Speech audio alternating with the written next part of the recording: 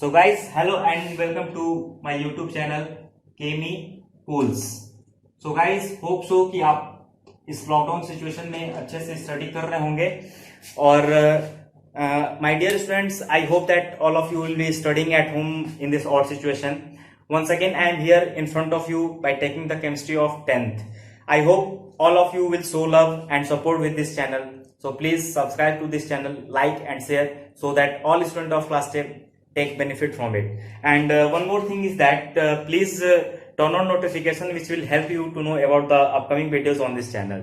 तो गाइस हम शुरू करते हैं अपना जो आज का मेरा टॉपिक रहेगा वो रहेगा कार्बन एंड इट्स कंपाउंड से। Carbon and its compound.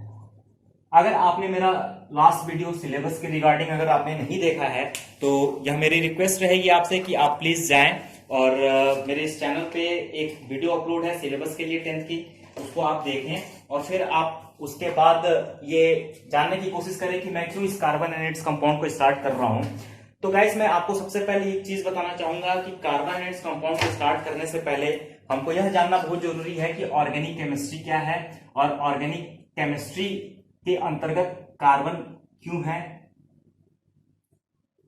और कार्बन जो है हमारा क्यों सिर्फ एक कार्बन ही ऐसा एलिमेंट है जिसके लिए हमको अलग से एक केमिस्ट्री की ब्रांच की जरूरत पड़ी जो कि हमारा ऑर्गेनिक केमिस्ट्री है। तो गाइस सबसे पहले ऑर्गेनिक केमिस्ट्री को जानने से पहले हमको ये जानना होगा कि ऑर्गेनिक कंपाउंड क्या है। अगर हम बात करें कंपाउंड की तो आप लोग को बहुत अच्छे से पता है कि कंपाउंड क्या होता है।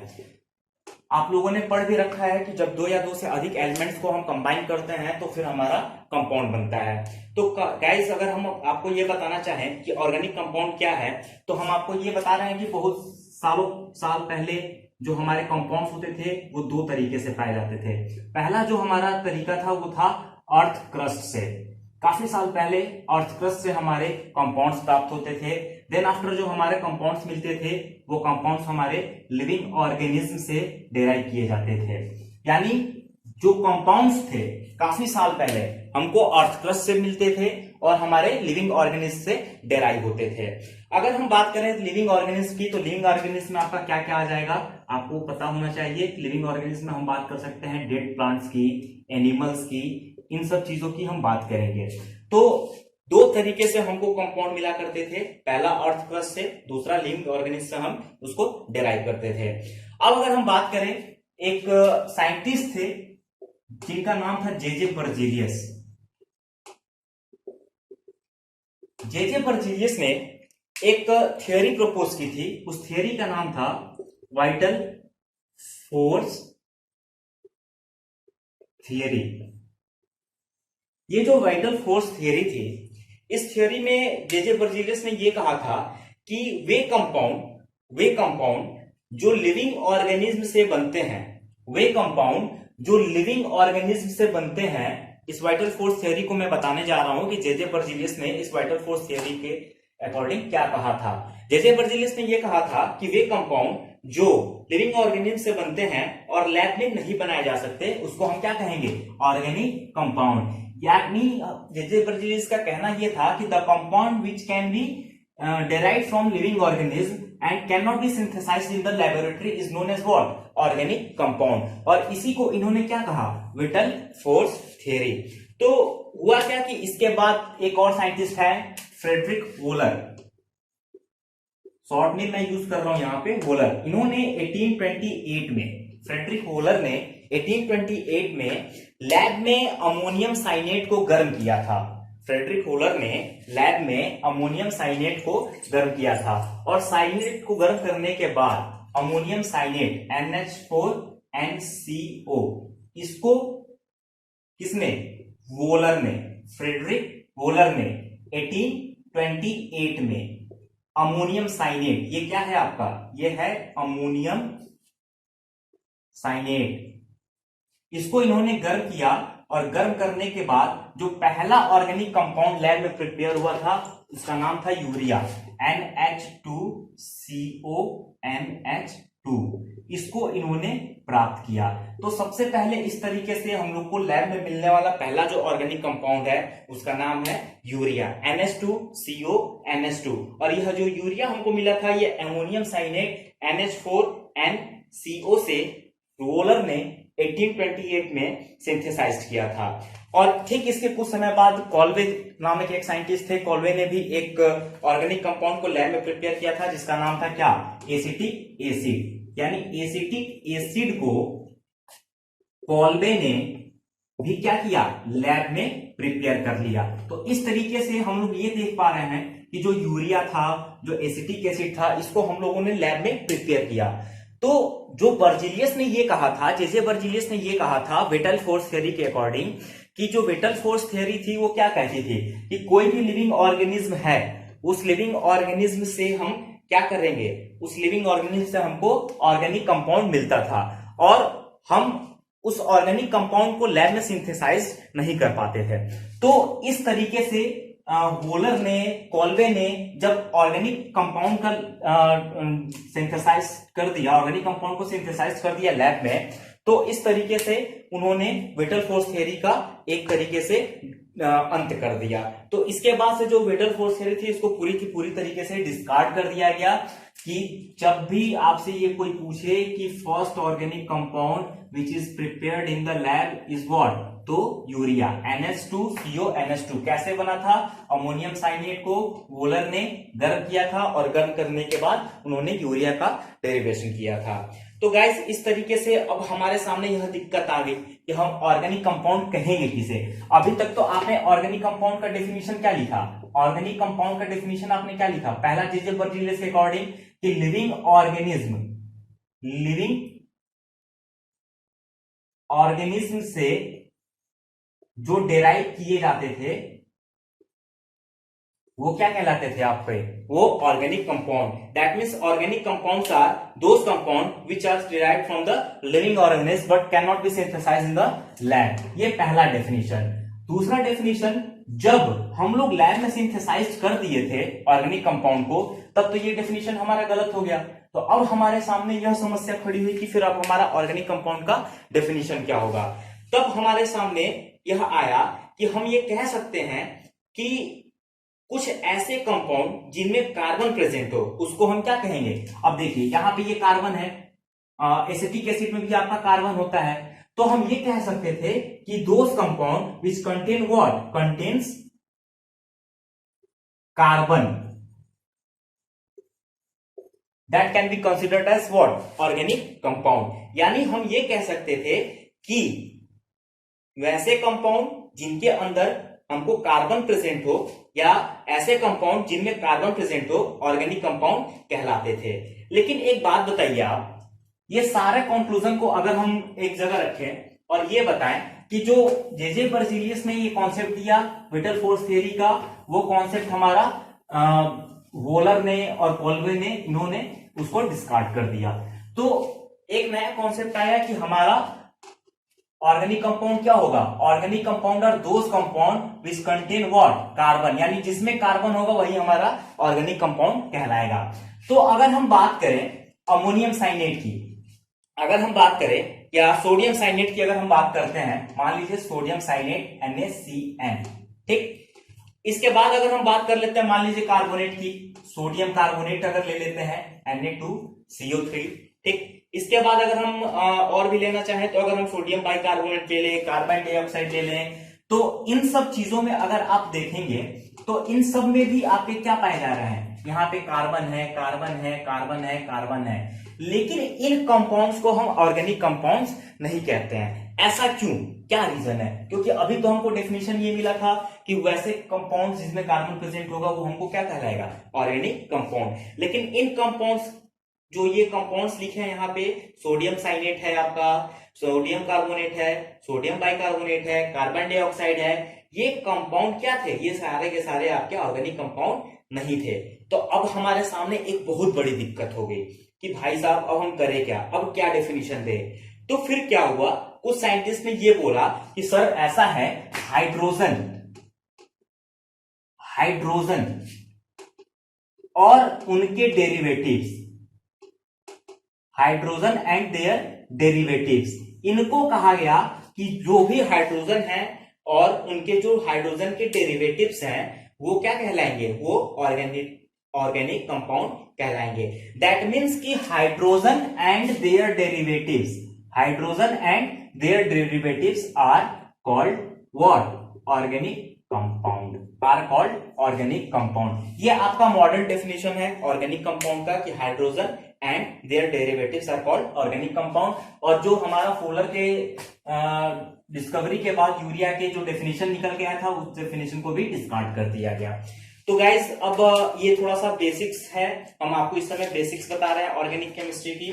तो सीधा सीधा एक चीज हम लोगों ने यहाँ पे कंक्लूजन दिया। पहला कंक्लूजन क्या था कि ऑर्गेनिक कंपाउंड में कार्बन और हाइड्रोजन होना क्या है? मस्ट है। दैट मीन्स कि उसमें कार्बन के साथ साथ हाइड्रोजन होगा ही होगा, और अगर नहीं होगा तो फिर वो हमारा ऑर्गेनिक कंपाउंड नहीं होगा। कई केसेस में ये देखा गया है कि कार्बन और हाइड्रोजन के साथ साथ हमारा नाइट्रोजन भी होता है, ऑक्सीजन भी होता है और हैलोजेंस भी होता है। ये भी आपका क्या है? May be. That means it may be possible कि कार्बन और हाइड्रोजन के साथ साथ आपका नाइट्रोजन हो, ऑक्सीजन हो और हैलोजेंस हो। हैलोजेंस के बारे में हम थोड़ा सा आपको बता दें, ये ग्रुप 17 में पाया जाता है। इसमें आपका फ्लोरीन, क्लोरीन, ब्रोमीन, आयोडीन और एस्टेटिन होता है। ठीक, ये ग्रुप 17 में जो आपके एलिमेंट्स आते हैं उनको हम हैलोजेंस कहते हैं। इसके बाद अगर हम बात करें फास्फोरस और सल्फर की, तो ये भी देखा जाता है, लेकिन इसका जो केस होता है वो रेयर होता है। ये आपको 10th बेस पे नहीं मिलेगा। जबकि हम लोग जो पढ़ रहे हैं ये 10th का सिलेबस पढ़ रहा है, तो इसकी हमें कोई जरूरत नहीं है। लेकिन फिर भी हम आपको बता देना चाहते हैं कि फर्स्ट ए और सेकेंड ए के जो एलिमेंट्स हैं वो भी इसमें क्या होते हैं? मोस्ट रेयर होते हैं। देखे जाएंगे, लेकिन अभी 10th लेवल पे हमको नहीं देखे जाने। 10th लेवल पे हम सिर्फ इसके बारे में स्टडी करेंगे। फर्स्ट ए की अगर हम बात करें तो ये ग्रुप फर्स्ट का होता है। इसमें आपके hydrogen, lithium, sodium, potassium, rubidium, caesium और फ्रांसियम होते हैं। सेकेंड डे में आपका बेरिलियम, मैग्नीशियम, कैल्शियम, ये सब आते हैं। तो गाइस ये हमारा बेसिक ऑर्गेनिक केमिस्ट्री का इंट्रो था। अब इसके बाद हम लोग जानेंगे कि जो ऑर्गेनिक कंपाउंड्स होते हैं उन ऑर्गेनिक कंपाउंड्स का रिप्रेजेंटेशन क्या क्या है, उन ऑर्गेनिक कंपाउंड्स को हम किस तरीके से रिप्रेजेंट करते हैं। देखिए, पहली चीज ये है कि अगर आप स्टडी कर रहे हैं इस वीडियो के थ्रू, तो आप पेन और पेपर लेके बैठेंगे और जो भी चीजें आपको लगेंगी नोट करने लायक उसको नोट करेंगे और खुद का नोट्स बनाएंगे। क्योंकि जो ऑर्गेनिक कंपाउंड, जो ऑर्गेनिक केमिस्ट्री है, इस ऑर्गेनिक केमिस्ट्री में नोट्स प्रिपेयर होना और डेली उसका रिवीजन बहुत ही इंपॉर्टेंट है। तो ये मेरी आपसे दरख्वास्त है कि आप पेन एंड पेपर लेके बैठेंगे और जो भी आपको लगे नोट करना है तो उसको आप नोट करेंगे। तो अब हम बात करते हैं रिप्रेजेंटेशन ऑफ ऑर्गेनिक कंपाउंड्स की। तो आपने पढ़ा है पहले मॉलिक्यूलर फॉर्मूले के बारे में। मॉलिक्यूलर फॉर्मूला, तो जो भी अगर ऑर्गेनिक कंपाउंड है, अगर वो इस तरीके से लिखा होगा, इस तरीके से लिखा होगा, तो वो क्या होगा? उसका मतलब ये क्या है? मॉलिक्यूलर फॉर्मूले के रूप में लिखा हुआ है।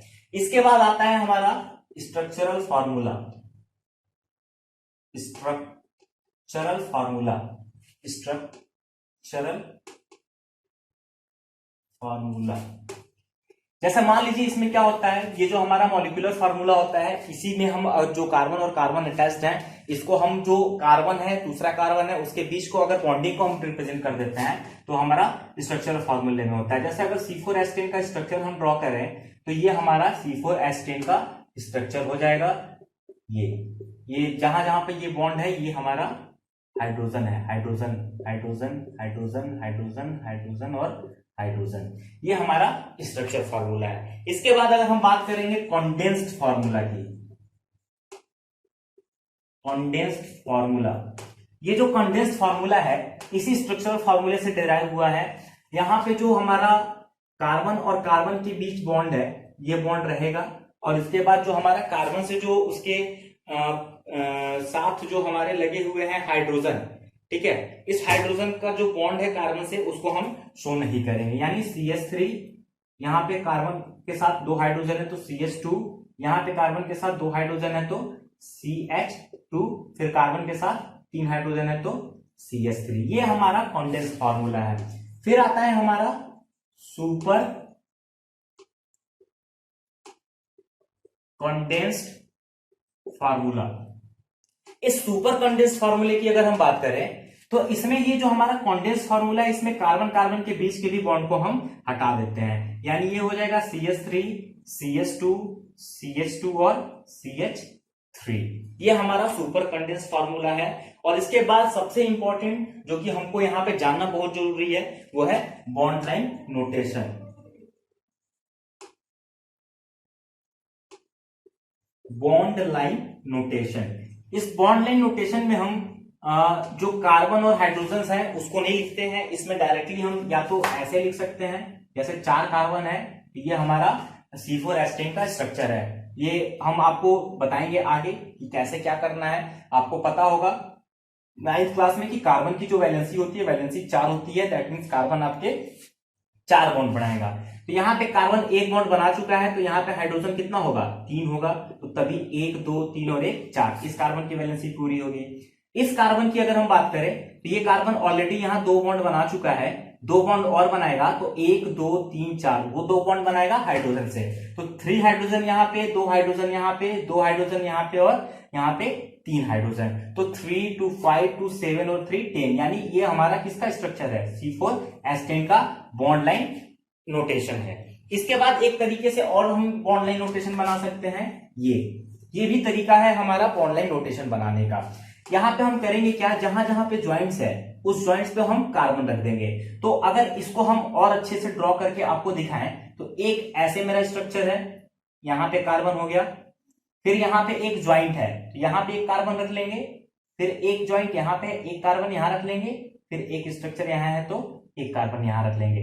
अब यही स्ट्रक्चर है, इसको पकड़ के सीधा खींच दीजिए, कार्बन से कार्बन जुड़ा है सिंगल बॉन्ड से, यहाँ पे 3 बचा है, इसकी वैलेंसी 4 होती है, तो यहाँ पे 3 हाइड्रोजन हो जाएगा। फिर यहाँ पे आपका कितना है, यहाँ पे 2 बॉन्ड ये कार्बन बनाया हुआ है, और यहाँ पे बनाना कितना चाहिए था 4, लेकिन 2 यहाँ पे बचा हुआ है, तो यहाँ पे हाइड्रोजन कितना हो जाएगा 2। अब ये जो कार्बन है, ये कार्बन ऑलरेडी 2 बॉन्ड बनाया है, 2 की और रिक्वायरमेंट है इसको, यहाँ पे 3 की, तो इसका नाम क्या हो जाएगा, इस स्ट्रक्चर का नाम क्या हो जाएगा, CH3 CH2 single bond CH2 single bond CH2 single bond CH3, यानी C कितना है, कार्बन कितना है 1 2 3 4, C4, हाइड्रोजन कितना है 3 2 5 2 7 और 3 10, यानी C4H10। ये इसका क्या हो गया, मॉलिक्यूलर फॉर्मूला। अब अगर हम आपको ये कहें कुछ एग्जांपल्स इस पे अगर हम आपको कराएं कि आपको हम बॉन्ड लाइन नोटेशन दे दें और फिर हम आपको ये बोले कि आप उससे मॉलिक्यूलर फार्मूले को डेराइव करिए, तो होप सो कि आप इस चीज को कर लेंगे।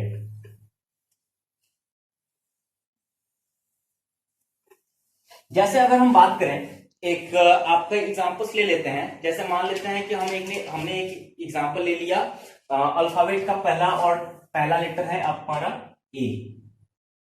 A for Apple. तो यहां पे हमने ये बॉन्ड लाइन नोटेशन ले लिया है, और इस बॉन्ड लाइन नोटेशन को हमको किस में कन्वर्ट करना है, मॉलिक्यूलर फार्मूले में। किस में करना है, मॉलिक्यूलर फार्मूले में। तो हमने ये कहा कि जहां जहां पे ज्वाइंट्स है वहां वहां आप क्या करेंगे, कार्बन रख देंगे। तो सपोज दैट कि हमने एक कार्बन यहां पे रखा, एक कार्बन, फिर एक ऐसे आया, एक ज्वाइंट यहां पे आपको दिख रहा है, इस पॉइंट पे एक ज्वाइंट दिख रहा है, तो एक कार्बन यहां पे हो जाएगा, 2 कार्बन, फिर एक आपका ऐसे आ रहा है, एक ज्वाइंट यहां पे आ गया, फिर आपका एक ज्वाइंट यहां पे आ गया, इन दोनों के बीच भी एक बॉन्ड है यहाँ पे, ये बीच वाला, फिर एक कार्बन यहां पे आ गया। तो ये हमारा इस बॉन्ड लाइन नोटेशन का हो गया। अब हम यहाँ पे काउंट कर लेते हैं, कार्बन कितना है 1 2 3 4 5, दैट मीन्स C5। अब हाइड्रोजन हम वैलेंसी सेटिस्फाइड करा के कर देते हैं। यहाँ पे कार्बन के पास कितनी वैलेंसी होती है 4, एक बना चुका है, कितने हाइड्रोजन होंगे 3, यानी यहाँ पे 3 हाइड्रोजन। अब इस कार्बन की बात करते हैं, ये कार्बन 1 2 3 बॉन्ड यहां बना चुका है ऑलरेडी, बनाना कितना चाहिए था 4, लेकिन 3 ही बस बनाया है, एक की जरूरत है, यानी एक हाइड्रोजन यहां पे। उसके बाद इस कार्बन की बात करें, ये जो कार्बन है यहाँ पे 1 2 बॉन्ड बना चुका है ऑलरेडी, 2 और बनाएगा हाइड्रोजन के साथ। ये कार्बन 1 2 3 बॉन्ड बना चुका है ऑलरेडी, यहाँ पे एक बॉन्ड ये और बनाएगा, और ये बॉन्ड आपका कितना बनाएगा कार्बन हाइड्रोजन के साथ 3 बॉन्ड बनाएगा। तो CH3 यानी 3 हाइड्रोजन, 3 3 6 1 7 1 8 और 2 10, 3 3 6 2 8 और 2 10। तो यहाँ पे जो आपका स्ट्रक्चर आ रहा है उसका क्या आ रहा है, C5H10। ठीक, इस तरीके से आपको करना क्या है, आपको यहाँ पे जो भी आपको बॉन्ड नोटेशन आपको प्रोवाइड कराया जाएगा उसको आप लोग मॉलिक्यूलर फॉर्मूले में कन्वर्ट कर दीजिएगा। अब देखते हैं, अब आगे हम बात करते हैं। अब हमारा जो चैप्टर है carbon and its compound, carbon and its compound. देखिए, अगर हम बात करें कार्बन एंड इट्स कंपाउंड की, तो सबसे पहली चीज ये है कि हमारी ऑर्गेनिक केमिस्ट्री का डेफिनेशन हम लोगों ने जाना, आज ऑर्गेनिक कंपाउंड्स के बारे में जाना। उसके बाद से हम लोगों ने बर्जीलियस का विटल फोर्स थियरी जाना। उसके बाद से हम लोगों ने फर्स्ट ऑर्गेनिक कंपाउंड जो कि हमारा लैब में प्रिपेयर हुआ था उसकी अगर हम बात करें तो वो हमारा यूरिया है। उसका फॉर्मूला क्या होता है, NH2CO NH2। दैट मीन्स कि first organic compound which is synthesized in laboratory is urea. उसका फॉर्मूला है NH2CO NH2। उसके बाद हम लोग ने जाना कि जो भी हमारा रिप्रेजेंटेशन है कोई भी ऑर्गेनिक कंपाउंड, उस ऑर्गेनिक कंपाउंड का रिप्रेजेंटेशन क्या क्या है। तो उसमें हमारा पहला मॉलिक्यूलर फार्मूला था, दूसरा हमारा जो था वो स्ट्रक्चरल फार्मूला था, कंडेंस फार्मूला था, सुपर कंडेंस फार्मूला था। उसके बाद से हमारा जो था बॉन्ड लाइन नोटेशन था। तो गाइज सबसे इंपॉर्टेंट हमारे लिए क्या था, मॉलिक्यूलर फार्मूला, उसके बाद स्ट्रक्चरल फार्मूला और बॉन्ड लाइन नोटेशन। ठीक, सुपर कंडेंस और कंडेंस से हमें कोई भी मतलब नहीं है यहाँ पे। तो अब हम जो हमारा ये लेक्चर है इसको हम और आगे कंटिन्यू करेंगे, और जो हमारा मेन टॉपिक है जो चैप्टर का कार्बन एंड इट्स कंपाउंड में, उसको हम स्टार्ट करेंगे। तो सबसे पहले गाइज हमको जानना है कार्बन के बारे में। जब हम कार्बन के बारे में जानेंगे तभी हम इस चैप्टर को आगे लेके भी चलेंगे।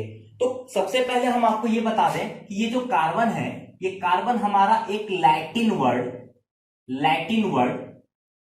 कार्बो से डिराइव हुआ है। कार्बन जो वर्ड है हमारा लैटिन वर्ड कार्बो से डिराइव हुआ है। इस कार्बो का मतलब क्या होता है, कार्बो मीन्स व्हाट, कोल और चारकोल,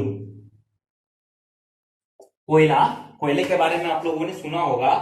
तो कार्बन जो हमारा है वर्ड, ये हमारा एक लैटिन वर्ड है जो कि हमारा आया कहां से, कार्बो से। दूसरी चीज ये है कि जो कार्बन है, ये कार्बन हमारे अर्थ क्रस्ट पे पाया जाता है, और इस अर्थ क्रस्ट पे 0.02% ये मिनरल्स के रूप में होता है। मिनरल्स जैसे कि आपका कार्बोनेट हो गया,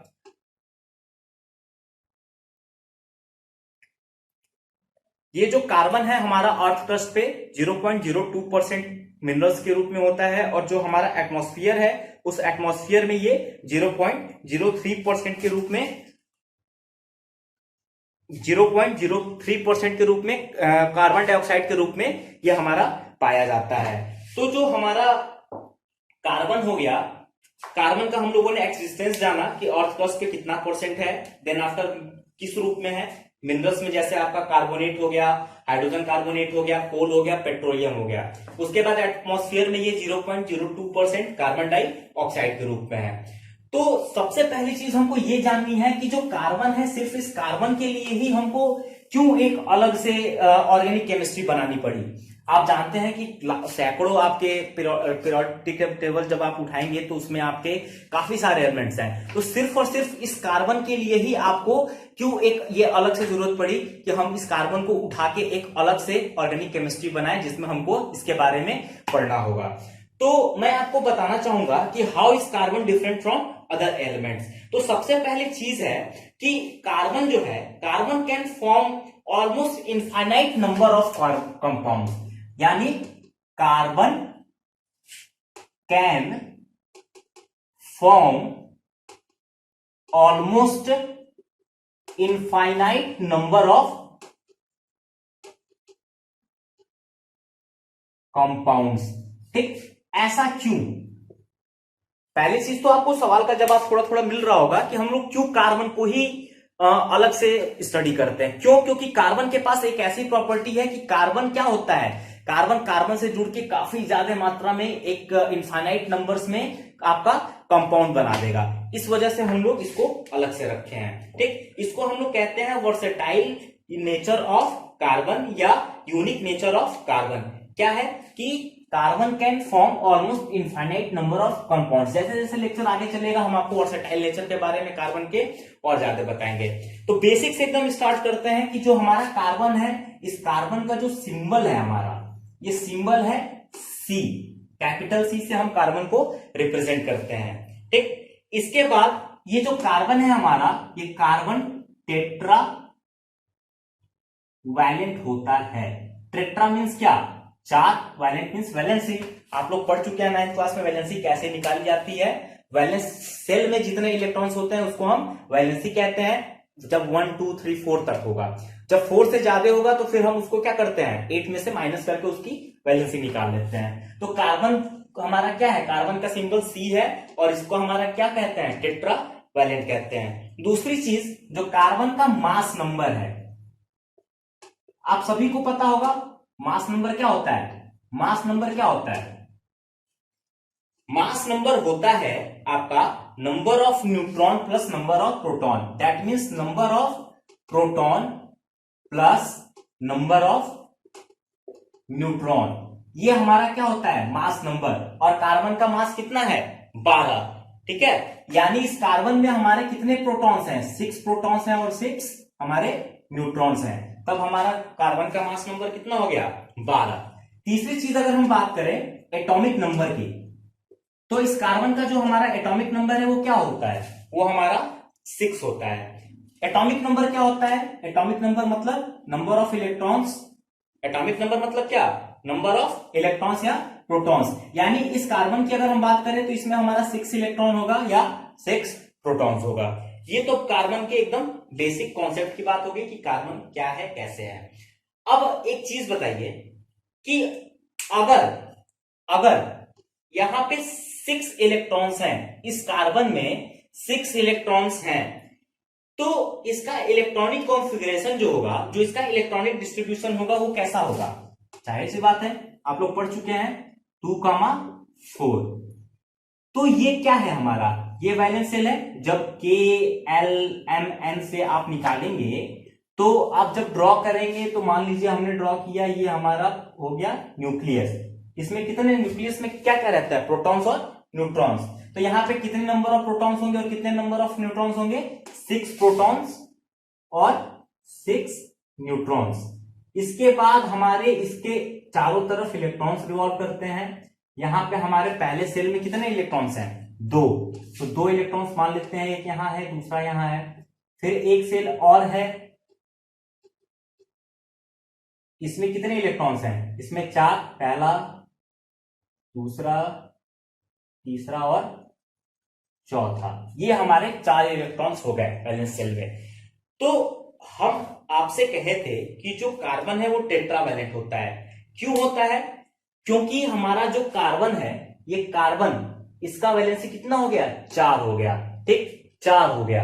अब ये 4 हो गया, इसीलिए हम इसको क्या कहेंगे, टेट्रावैलेंट एलिमेंट। ठीक, लेकिन अब एक चीज और बताइए कि केमिकली स्टेबल अगर होना है तो कितने इलेक्ट्रॉन होने चाहिए।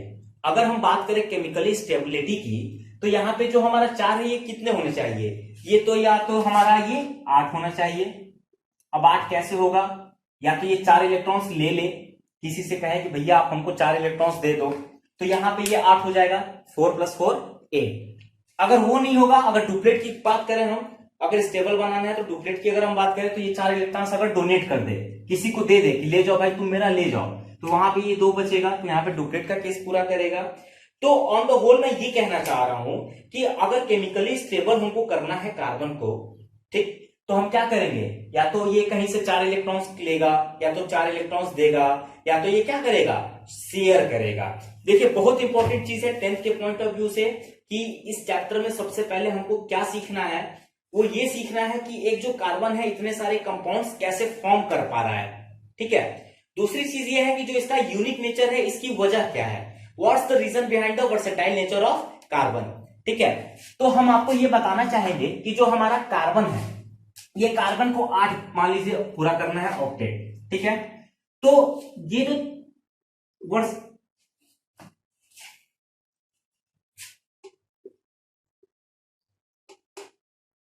टेट्रा कोवैलेंसी की अगर हम बात करें, ठीक है, पहली चीज कि जो हमारा कार्बन है वो वर्सेटाइल नेचर क्यों होता है। अभी हमारा ये जो कॉन्सेप्ट है कि ऑक्टेट पूरा करना है, ये इसी में आ जाएगा। देखिए, सबसे पहली चीज हमने यहां पे एक टर्म लिखा है टेट्रा कोवैलेंसी, इसको समझिएगा। टेट्रा मीन्स 4, कोवैलेंसी क्या होती है, कोवैलेंसी क्या होती है इस चीज को समझिए, ठीक है। कोवैलेंसी का मतलब होता है कि कोवैलेंट कंपाउंड की फॉर्म करने की एबिलिटी, ठीक है।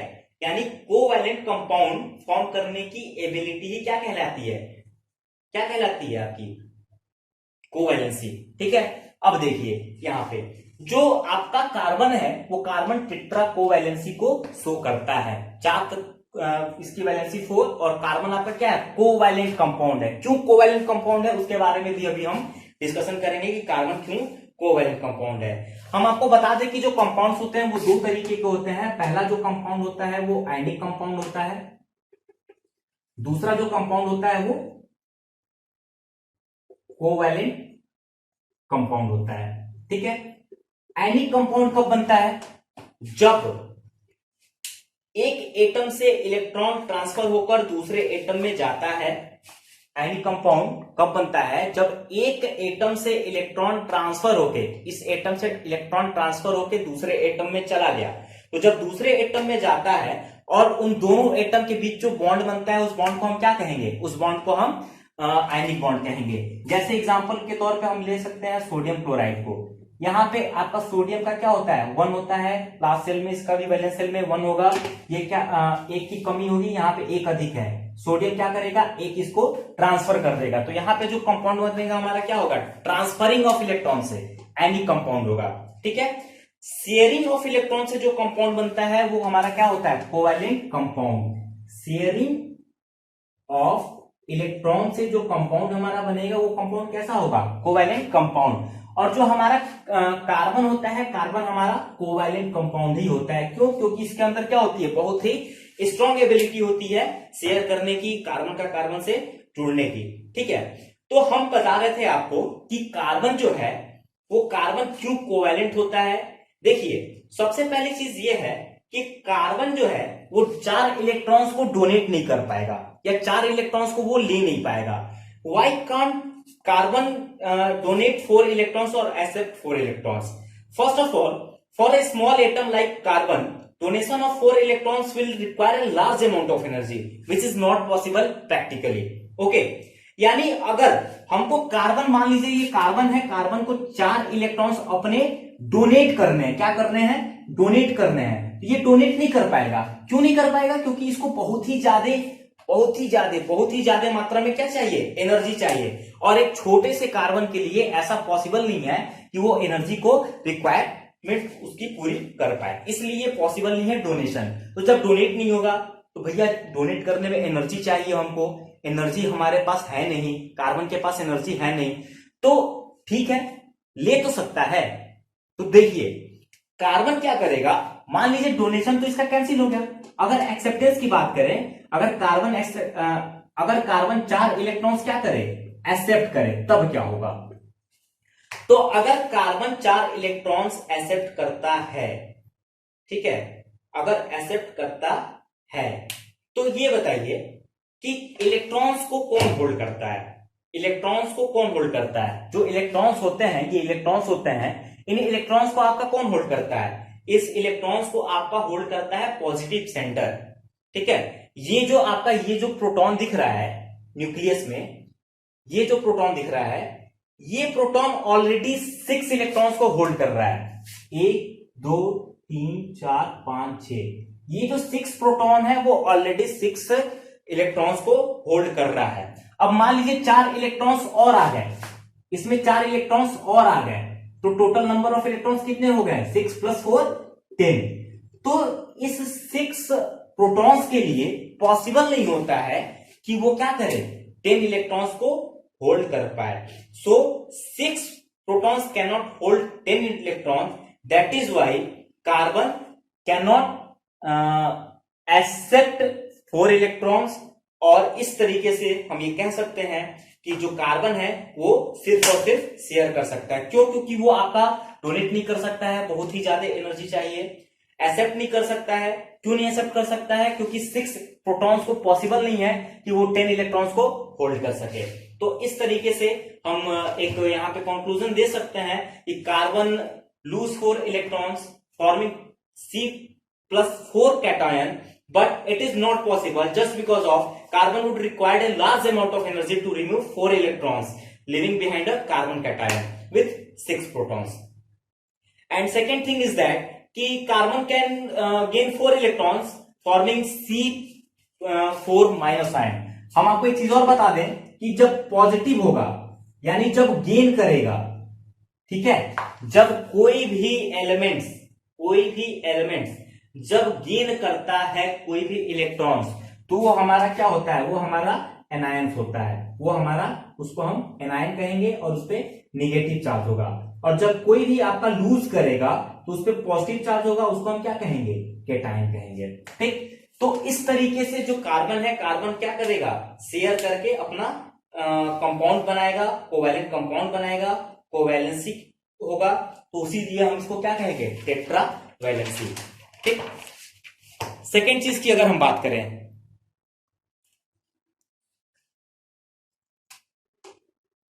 कैटेनेशन, ये भी एक बहुत ही इंपॉर्टेंट प्रॉपर्टी है कार्बन कंटेनिंग कंपाउंड्स की।